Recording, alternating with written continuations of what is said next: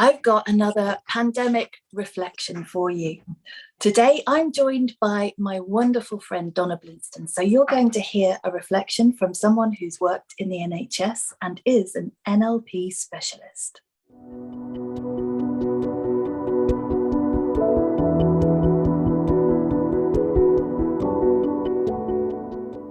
Hi, I am Elysium, and welcome to my channel, and welcome to Donna Blinston. Hi, Donna, how are you?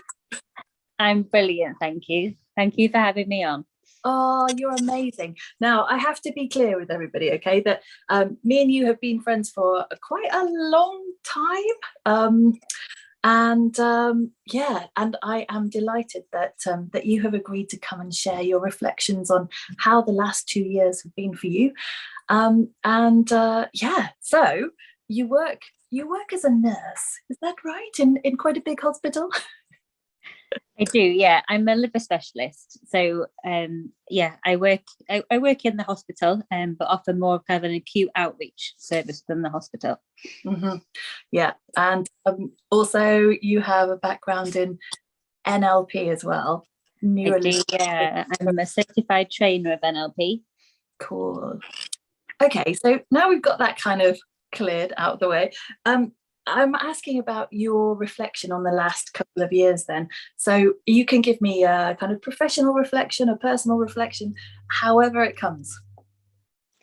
Okay, well, I suppose if I started from a personal level, COVID has been challenging. It's been challenging for everybody, but I've actually learned so much through it. Mm-hmm. So for me, with obviously the children were being homeschooled, which came with its challenges, particularly when you're working full time. But I also found it a real blessing. I learned so much about my children in ways that I wouldn't have learned because of not being with them. The teachers have they have 5 full days of my children, which was often more than I would see them.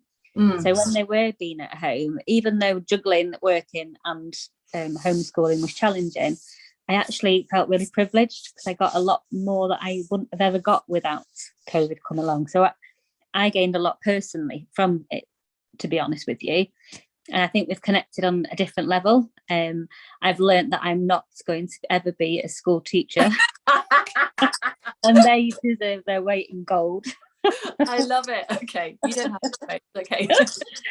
But it was very interesting, and it forced you into a situation where you had to really step back and get back onto their level. And I suppose, it was stepping back and taking time, and it did force you into that situation, which I don't normally do. So I got a lot from it in a lot of ways by that.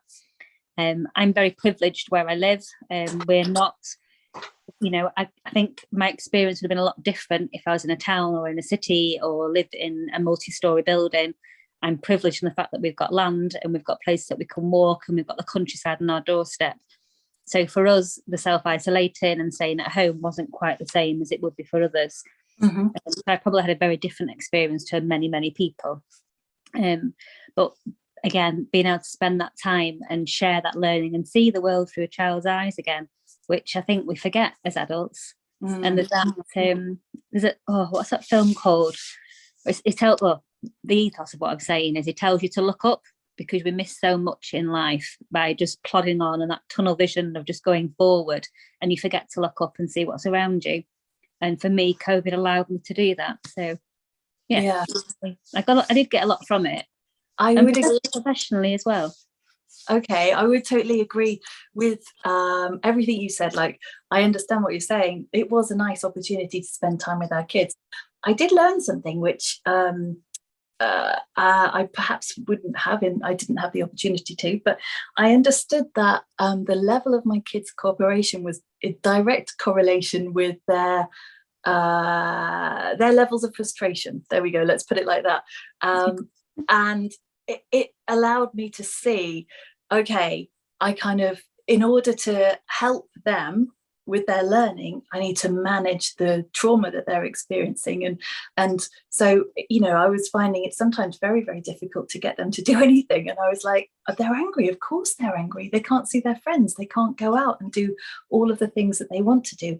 And, they're only like 5 and 6. How on earth are they supposed to understand that kind of thing? Yeah. So, oh, definitely. I agree with you about being wiser for having lived through it. Yes. Yeah.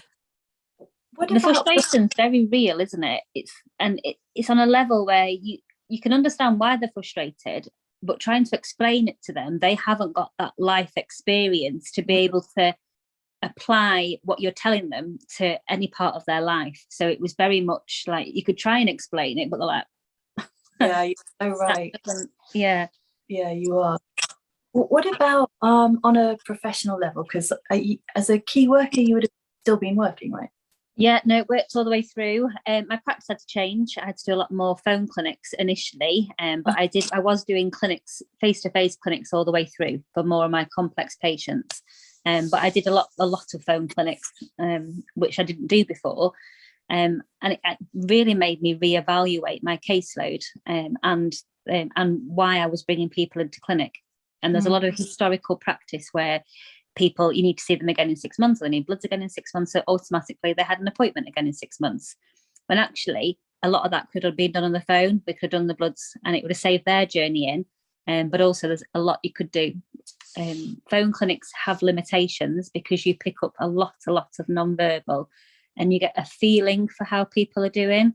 But you can't do that the same on phone calls. But then we were lucky that we've got video calls as well. Again, with its limitations, particularly where we live rurally, and not everyone's able to have the telecommunication appointments. So it did make me reevaluate my caseload a lot and look at how we can manage patients better, both for ourselves as professionals, but also for the patient. And have those changes stayed? Have you implemented those permanent changes? Yeah, and a lot of patients actually, as much as I need to scan some patients on a yearly basis, so those they still come into clinic now, but where I was seeing them in between and didn't need to, and it was more of a chat, we can still hold that chat on a phone. So it is a lot better, and it's a lot more time saving. And I think I can get through a lot more patients doing telephone catch-ups. And then I do have a caveat though. If I have a telephone and I'm not quite confident that everything that I'm hearing is what is actually happening, I will bring people into clinic anyway. But it's very much reevaluated practice and focused practice as well, because things that you would maybe wait until you see somebody, because you've got opportunity of phone clinics where you don't have to wait until an appointment can be generated in a clinic slot, you're able to be a lot more proactive in a lot of cases as well. And how were your patients about this? Because I imagine, I only guessing, but I imagine because they might have been put in the vulnerable category, probably they preferred that kind of interaction. Yeah. It was a mixed bag. Some people wanted to be seen, particularly my more lonely patients. It was that one-to-one, and it was being able to just see people because they were lonely. It caused so much isolation. So those patients did struggle.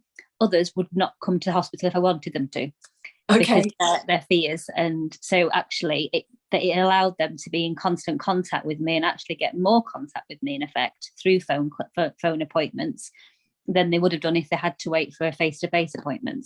Oh gosh. So it worked both ways, and I had amazing support from primary care.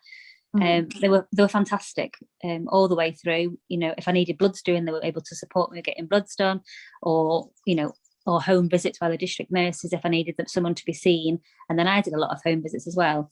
So we work very well as a team, and that's paramount, that care between primary and secondary care. And I think COVID has enabled everyone to relook at their services and how we can support people better. Oh, wow. Donna, you're so positive. This is brilliant. Okay, so what you say is the more joined upness of different parts of the care health system. What about, because you mentioned the loneliness and the fear, did you feel that there was perhaps, as a result of what was happening, more mental health issues that were coming up in patients? Did that give you an extra set of issues that had to be dealt with? Or, you know, I'm just wondering what happened there. It has, yeah. People have become lonely. They've become self-isolated. And if anyone that has got and already have a pre-existing mental health condition or suffer with loneliness or depression, or just a low mood, doesn't have to be a formal diagnosis of depression. But if they're known to suffer like your melancholy, your winter blues, COVID made those winter blues a hell of a lot longer, didn't they? So it definitely had an impact. Some people have really struggled, and we've seen that across the board, regionally, nationally, across the world, where people may have turned to substances. Other people may haven't been eating, or maybe not, or overeating, not exercising, not managing their chronic conditions. And I think that's seen everywhere, really. Some people have done actually really well, and I've got a lot of positive stories where patients that have been going out for walks where they didn't used to walk. They were working 9 till 5, particularly office workers that weren't able to exercise and spent a lot of time either sat down at a desk, or maybe the people that drove a lot as part of their work because they couldn't work, and they had to either couldn't work because they were COVID, the business was closed, or weren't able to work from home, or were doing more flexible working. They were actually doing a lot more exercise because they had time at home. So they were going out for walks for children, or, you know, just getting up and going out where they weren't before. So people actually found more of a passion with walking. And some people were starting to do the garden more or grow their own veg. So that reignited their interest in planting and growing food and organic food, which wasn't there before. So there's both sides of the story, you know. There is obviously the people that really struggled and found it really hard. And then on the pole opposite, you've got people that found new insights, new avenues, new hobbies that wouldn't have done or didn't have the time to look for a new hobby, whereas now they've found something new, and that's, you know, done them the world of good. Yeah, I completely agree with you there. Okay, tell me about what it was like in the hospital. It's a challenge, you know. Everyone's been put under a lot of pressure. They're having to do a lot of change, and for everybody, I love change. I embrace change. So for me, I found it okay. Some people struggle with change, particularly when it's forced upon them. So when people are put into different environments, it can always make people find it harder. But everyone that I work with and that I see, they've all done their best in the difficult circumstances. So, you know, we're all having to work differently under different circumstances with people that, as a professionals, you're worried from your own personal side, but then you're also trying to support patients that are worried, and families that are worried, and families that can't see their patient, their family member that's in hospital.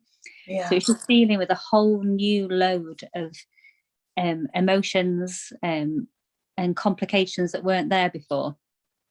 And would you say that we're in March now, aren't we? We're coming up to the 2-year anniversary of the whole thing kicking off. Are you still in that level of kind of an emergency state, or are things calming down? Is it considered to be all over? Or, you know, where's the danger level? Where's the threat level now? I think, you know, when we look at what's happening on a national level and we listen to the guidance that's given out, a lot of things are changing. We're obviously a lot more cautious in hospital, and we're sticking to as much as sticking to all of our regulations. But, you know, things have to change. They have to move. We're having to get back into some form of normality, but we're doing our best to protect patients as much as we can at the same point. So things are changing, things are opening up, and I think we're in that point where it's been referred to as an endemic. So it's how to manage that process of change, really. But a lot of things are starting to get back to a level of normality, but it's not normal. It's a new normality. I think that's probably the best way to say it, really. Everyone's doing I suppose, the best they can in the situations. You know, we're always guided by health policies, infection control, and it's a very reactive, changing environment. Yeah, totally get that. What about the levels of backlog? You know, you hear stories, don't you, of people not being able to go in for treatment or not being able to get tested for certain things, and the ramifications of that. I mean, is it really as bad as we're being led to believe? Is it? I mean, I can't speak for every hospital, for every place, and for every different service. You know, it has to have an effect, doesn't it? You know, so that there has to have been an impact. And as I say, everything is being trying to be addressed as quick as it can be. Really, you know,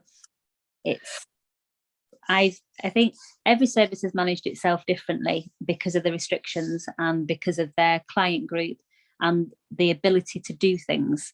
I've been very lucky within my caseload and how I've managed it, to, on the whole, be kind of on top of things. But that's just the situation that I'm in and the team that I'm in, and that those abilities, you know, if you compare one hospital to another, one county to another, every county and every hospital has had a different impact from COVID, depending on their demographic of patients, and where they live. You know, we're a more rural community, so we haven't got the same pressures as an urban community. So, you know, that in and of itself brings its own differences. I completely understand that. Okay. Totally fascinating, and actually this is a lot of stuff that me and you necessarily haven't spoken about, No. So yeah, genuinely fascinating. What about the NLP side of things? I know that you don't practice NLP perhaps as much as you did in the past, but how can we look at NLP in a time of crisis, and get some strength or some wisdom? Have you got anything to share from that perspective? I think the biggest thing for me with NLP is it's a linguistic, it's all around neuro-linguistic programming. So it's how the brain, how the brain can affect our language and vice versa. And often the language that we use can program how we behave and how we react to things, in the same way how we receive information. So if you receive a lot of negative information, that has a direct impact on your mood. And that's back and forth. So no, I'm not actively practicing, as far as I'm not having coaching clients, and I'm not training in NLP. I can't not use NLP because I've got a heightened awareness over the choice of words that people use. And a lot of NLP for me is very much a curiosity.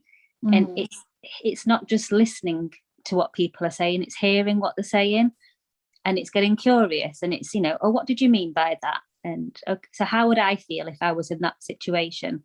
So you can understand, because words are just words. It's the meaning that's behind them that's important. So yeah, I think the big thing for me with NLP, it's using it to be curious. You know, don't just take what someone said as what they've said. You know, it's the meaning behind the words, and yeah, being curious. And nobody knows anybody. Nobody knows what anybody's actually feeling. Two people in broadly similar circumstances with a similar upbringing will have a completely different set of beliefs, a different set of values, and different experiences, and they'll have taken different beliefs and values and experience and understandings from those experiences. So you can never assume what somebody else may feel or what they're going through or why they're going through it. So for me, it's very much, I always go into everything with a know nothingness. I want it on a way for me that I can understand how somebody is experiencing things or how they're feeling is by knowing nothing and asking. And then I can step into their world and their model of the world. And it's not until you can do that, for me anyway, that you can understand where they're coming from. It's so interesting, because actually, being on this from the other side, being a friend of an NLP practitioner, yeah, I would say you do that. And you have this enormous ability to empathize, but it's not just from a feelings point of view. It's because you do genuinely try to understand people's perspectives. And I suppose in terms of the pandemic, From where I'm standing, it feels like at the beginning, we all had quite a homogenous reaction to what was happening. We all had this instant, or certainly as far as I can tell, we had this instant level of panic and fear and dread and not understanding. And then I would say that there was almost a distillation, a fractionalization of opinions and reactions, and people did seem to kind of split into different camps of how they were experiencing what was happening. Yeah. And sometimes that was to do with age or where people lived or the situations that they were living in. Yeah, and I suppose experiences, whatever experiences they might have been having, obviously there were very different. I mean, you spoke about where people live. So if they were living in a city in the middle of, then they had to adjust and live in one way. And living rurally, it meant that you could adjust and live in another way. So yeah, I suppose you're right. Different horses for different courses. Very much so. And it's like everyone's got a different opinion on COVID. There's lots of different theories that are out there. And no, for me, everyone's got the right to their own opinion. Whether I think it's right or wrong in my model of the world is irrelevant, because it's what they believe and what is right for them. And it's just, everyone's got the right to their opinion. And, as long as that opinion doesn't harm me, that's fine by me. And I can go through and, a clinic day, and through the day, I swap from one side to the other, depending on the patient, because I'm not there to argue or disbelief. I'm there to ensure they're keeping themselves as safe as they can. But that's where my role is. My role is for health promotion and maintain safety and assessments. So as long as I can perform that, whether somebody believes either side or has their own, as you say, everyone went in different directions, didn't they? It was we all kind of pulled together. Then everyone was like, no, I've had enough of this. And it's up to each person as to where they sit in that. And for me, as long as I can continue to do my job in the safest way and protect those people, then I'm okay with that. Oh, bless you, Donna. Okay, so let's kind of round off looking at where we are in the world at the moment, because 2 years after everything started going a little bit bonkers, and it's going a little bit bonkers again, we're having everything that's happening over in Ukraine with Russia invading. It's it's really very sad. And I feel like we kind of got to a level where our fear and the level of threat had subsided to a level that was manageable. And it's almost like having the rug pulled from under your feet. That, that's just from my perspective. That's how I'm feeling. That's kind of all of a sudden, gosh, am I ready for another worldwide emergency? No. Horrendous, isn't it? Do you think that, I mean, we don't know how long it's going to go on. We don't know how bad it's going to be. I suppose we don't know if and how it will affect our futures and our National Health Service either. No, that's true.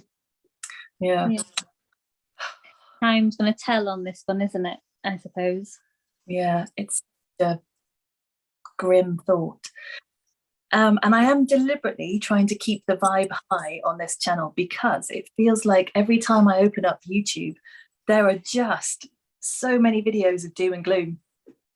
I feel like I can't turn on the television because the news is just horrendous. And I am trying to keep up to date with what's happening, but in a way that isn't too overwhelming, because I know people who are watching the rolling news and feel very much in the thick of it, and it's almost like it's having an impact on people wherever they are in the world.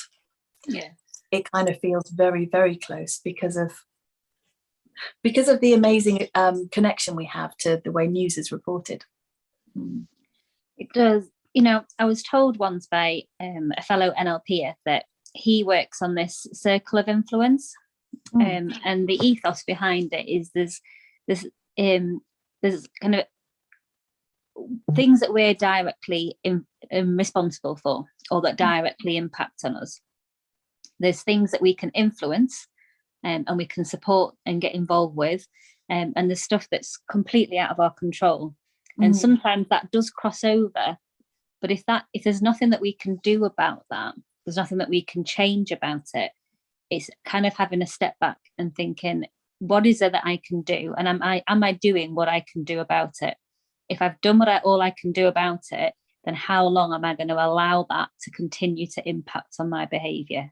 So horrible stuff happens all the time, and we can't control that. It's completely out of our control. All we can control is us and how we react to it. And I'm a very big believer in this. It's a theory around cause and effect. So you can either choose to be at cause with things that happen in your life, or at effect. So if you're at effect, then you're the result of something else that's happening. So often people that are at effect, you hear them justifying their behaviour. It's because of X, Y, Z. You hear them making excuses. Again, I'm behaving like this because that did that, this did this. People who are at cause, however, now for them, yes, that is happening over there, but me personally, I'm not going to react to that in that way. So yes, things go bad and I'll be upset. I'm human, I'm human. And if something upsets and hurts me, then I'm going to be upset. But there comes a line where you've got to choose how long you're going to allow that to impact on you. And for me, it's around that. So yes, something that it is awful what's happening in Ukraine. And for me, all I can do is I've donated to the charities that are out there supporting the refugees. I've taken a big bag of clothes and towels and spare stuff tonight to there's a Polish group that are providing refuge, and they've asked for like towels and just necessary everyday stuff that they can take over to the refugees that have gone from Ukraine into Poland. Oh wow. So I'm going to donate to that tonight. So for me, that's the kind of things that I can do to support it. So as much as it's awful, and it's continually awful, and I want to stay abreast of it, I want to keep in knowledge, but I don't want it to affect how I feel and how I then affect other people because I'm feeling low about it. Yeah. So it's always difficult when I'm choosing a massive big subject here. Yeah. So something like, a war, it doesn't quite sit into your cause and effect at the same time. Whereas, if somebody, I don't know, you get kicked by a football, you could then feel sad and angry and cross because you're being kicked by a football in your side. So yeah, that's happened. But then to continue to be moody or angry or upset for the rest of the day, that's not going to serve you. If you then go and get moody with somebody in the Tesco's because they didn't give you the right change because you're already irritated because you've got a pain in your side, that's not going to help you. But then it's like, right, okay, that's happened, let's move on from it and then carry on with the rest of the day. I knew that your interview would be full of wisdom because that is what you're like, Donna. You are eternal sunshine. I'm so happy that that you have agreed to come on and have a chat with us, because there is so many wonderful things that people can take away from this. I'm very, very grateful. Yes. Big thing would be having think what things are happening, how are they impacting you? Can you change them? If you can't change them, how long are you going to let it affect you?